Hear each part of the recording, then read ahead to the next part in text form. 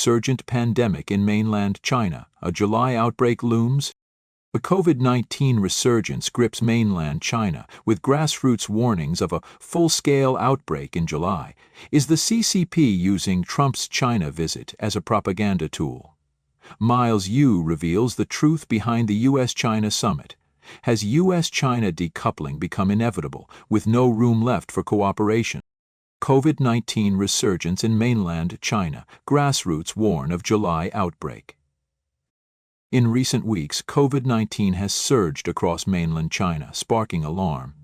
Official data reports over 440,000 new confirmed cases in May 2025, with positivity rates soaring to 22.8%.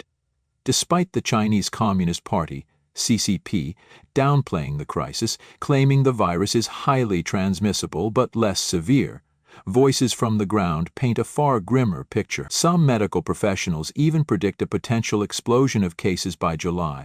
According to the Chinese Center for Disease Control and Prevention, CDC, fever clinics nationwide saw daily patient visits ranging from 56,000 to 77,000 in May. Over 440,000 new cases were confirmed, including more than 600 severe cases and 7 deaths.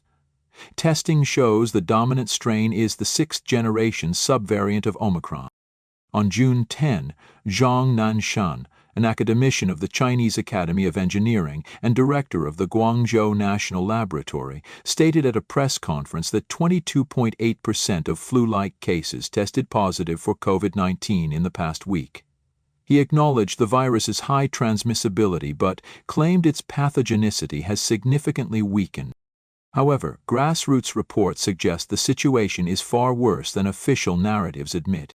Liu Kun, pseudonym, a traditional Chinese medicine clinic owner in Hohhot, Inner Mongolia, told the Epoch Times that infections among adults and children have spiked in recent months, driving up clinic visits. Initially, children were hit hardest, showing symptoms like persistent coughs, excessive phlegm, and fatigue. Recovery times are notably prolonged, with some patients still unwell after months of rest. Liu believes China's pandemic has never truly subsided, instead recurring in waves. He suspects this latest surge began in the south. While official channels suppress data, he estimates severe cases are numerous, with only hospital and crematorium workers privy to the true toll. Liu noted that severe cases predominantly affect the elderly, but sudden deaths have surged among 30 to 50-year-olds, often attributed to heart attacks, strokes, or cerebral hemorrhages. These deaths are so abrupt, he said, citing a friend's wife who died suddenly while feeding chickens, with no prior symptoms. Liu also observed a local custom in Hohhot, where firecrackers signal a death. The sound of firecrackers has grown constant lately, he said. The streets are filled with grief, hinting at many lives lost. Additionally, Liu noticed troubling trends among younger people, including disorientation, memory loss, and vacant stares, possibly linked to COVID-19 after-effects or the new variant. As a traditional Chinese medicine practitioner, he feels privy to more candid insights. Based on current trends, he warns, July could see a severe outbreak, potentially explosive.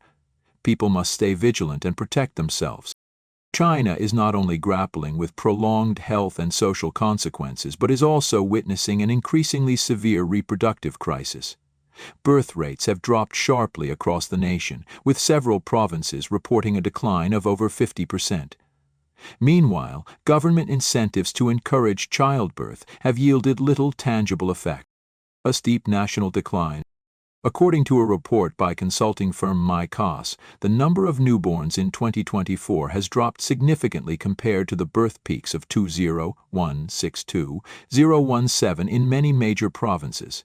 Even Shandong, once dubbed China's fertility powerhouse, saw a staggering 63% decrease. Other populous provinces, including Hunan, Hubei, Anhui, Jilin, Jiangxi, and Fujian, reported birth rate drops between 50% and 60%. Furthermore, national statistics released in early 2024 from 13 provinces showed that 8 of them had negative natural population growth rates. Economically significant provinces like Shandong, Jiangsu, and Sichuan recorded substantial population declines, with unemployment rates of -1.67%, 0, -3.02%, 0, also respective. Young people turning away from marriage and parenthood. Prolonged economic downturn, high youth unemployment, and bleak career prospects have fueled a widespread sense of pessimism. For many born in the 1980s, 1990s, and even the 2000s, marriage and having children are no longer a given. Wang Li, alias, a woman born in the 1980s, told the Epoch Times, "I am still unmarried and have no stable job. If society stays like this, having a child would only mean passing hardship on to them. I'd rather not have kids." She added that not getting married or having children has become so common that it's no longer seen as strange. This sentiment is echoed by Jin Yan Yalis, a 90s-born resident of Jinan. "Both my husband and I are unemployed.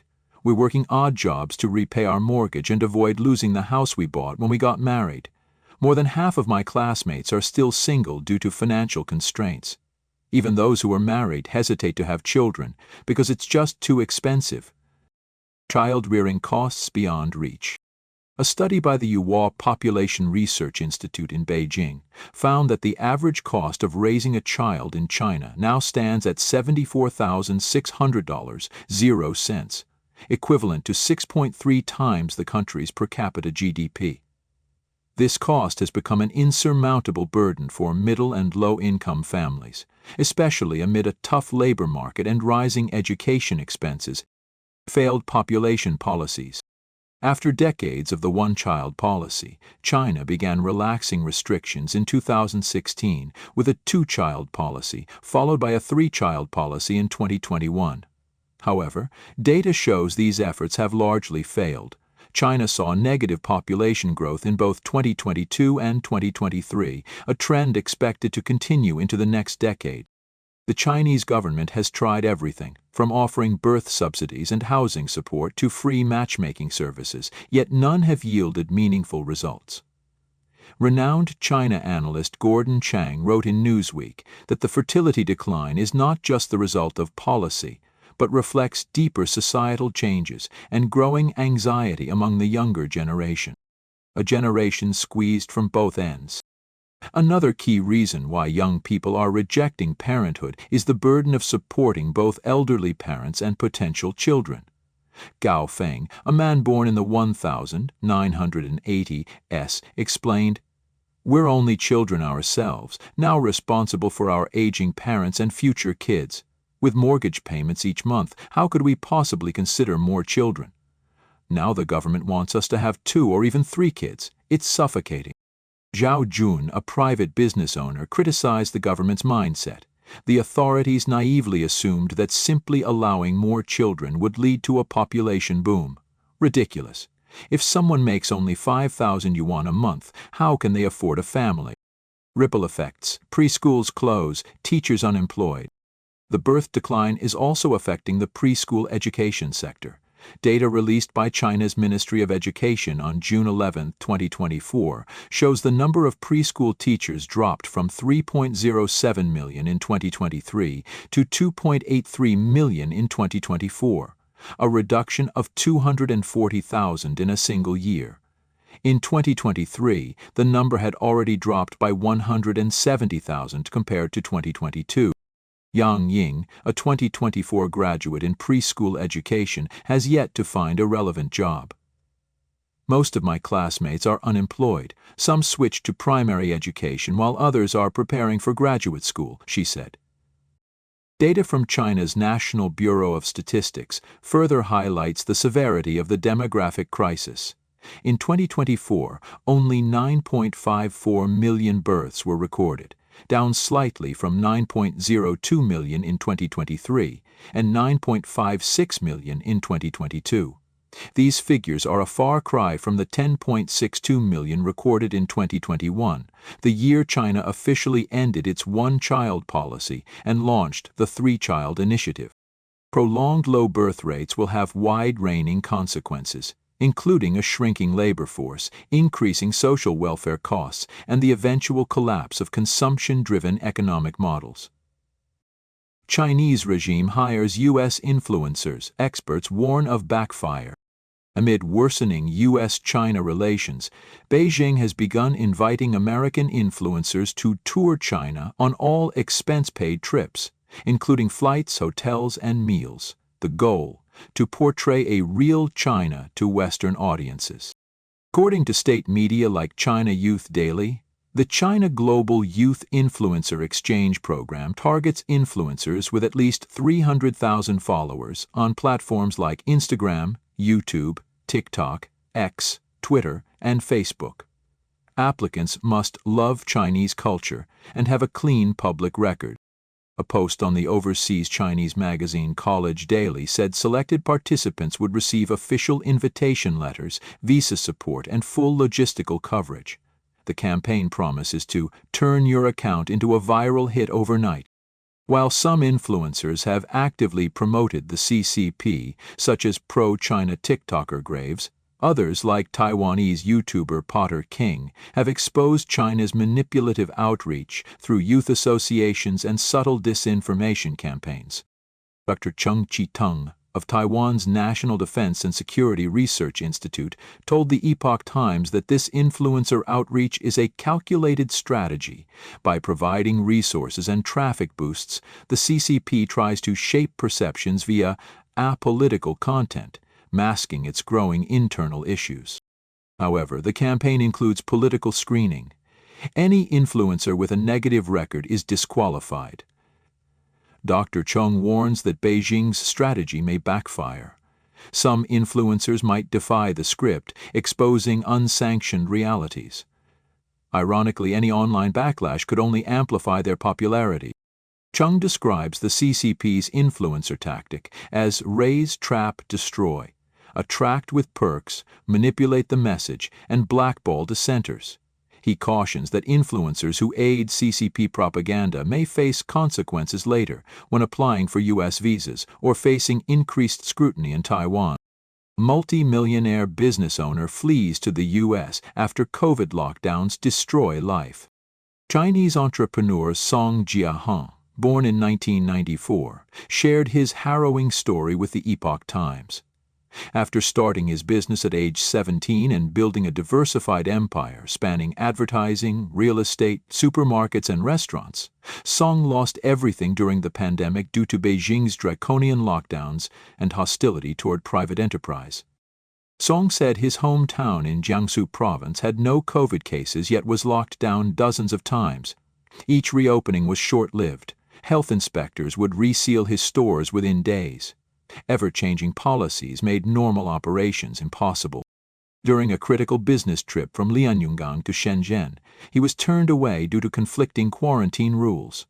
Stranded on a highway for 2 weeks without food or fuel, he was forced to abandon his car and climb over barricades to survive. Even his gated community was padlocked, preventing food purchases. Officials' relatives, meanwhile, were free to move and sell overpriced supplies. One local leader's cousin charged 10 times market price for essentials. Government corruption hit Song's construction business hard. Authorities withheld over 2 million RMB in payments, citing special circumstances. When he complained, they brushed him off. Adding insult to injury, a 1.2 million RMB loan was called in by the bank. Initially promised refinancing, the bank reneged and cut him off. His company's cash flow collapsed. After joining the White Paper Movement protests in Shanghai in late 2022, police detained him for questioning. They asked, "You're a businessman? Why are you involved?" Rumors spread that he had fled. Creditors rushed in. The business couldn't recover. His marriage also crumbled. Divorced and destitute, his child was left in his elderly parents' care. At one point, he considered suicide. By early 2023, Song had sold his shops, home, and car to pay staff. "I felt like a hollow brick. I couldn't stand anymore," he said. To him, zero COVID was not about health, but about career advancement. Local officials locked people down to earn political points. The people suffered. Psalm recalls rising civil unrest. Some drove cars into crowds, others jumped off buildings or bridges. But the government silenced it all. Eventually, Song fled to the U.S. to rebuild his life. "I'm not chasing wealth, I just want to live." Even in America, Chinese police contacted his parents. "You don't want us visiting every day, do you?" he recalled them saying. This cross-border harassment makes him feel haunted still. Song has restarted his business, but says the emotional wounds remain. His experience, he said, is not unique, just one among millions of Chinese entrepreneurs crushed under CCP policy. India plane crash kills 241, only one miraculous survivor. On June 12, Indian Airlines flight AI-171 crashed less than a minute after takeoff, killing 241 of the 242 passengers on board. The sole survivor is now being treated in hospital. It marks one of the deadliest aviation disasters in the past decade. The Boeing 787-8 was en route from Ahmedabad to London, carrying 242 passengers, 169 Indians, 53 British citizens, 7 Portuguese, and 1 Canadian. The plane struck a dormitory at BJ Medical College, triggering a massive blaze and damaging multiple buildings. Police reported at least 5 deaths and 50 injuries on the ground. British citizen Vishwash Kumar Ramesh, seated in 11A, miraculously survived. He escaped through the emergency exit and was transported to the hospital with non-life-threatening injuries. Ramesh, age 40, had been visiting relatives in India and was returning to the UK with his brother. He later told Hindustan Times, "When I woke up, I was surrounded by bodies. I was terrified. I stood up and ran. Debris was everywhere. Then someone pulled me into an ambulance and brought me here."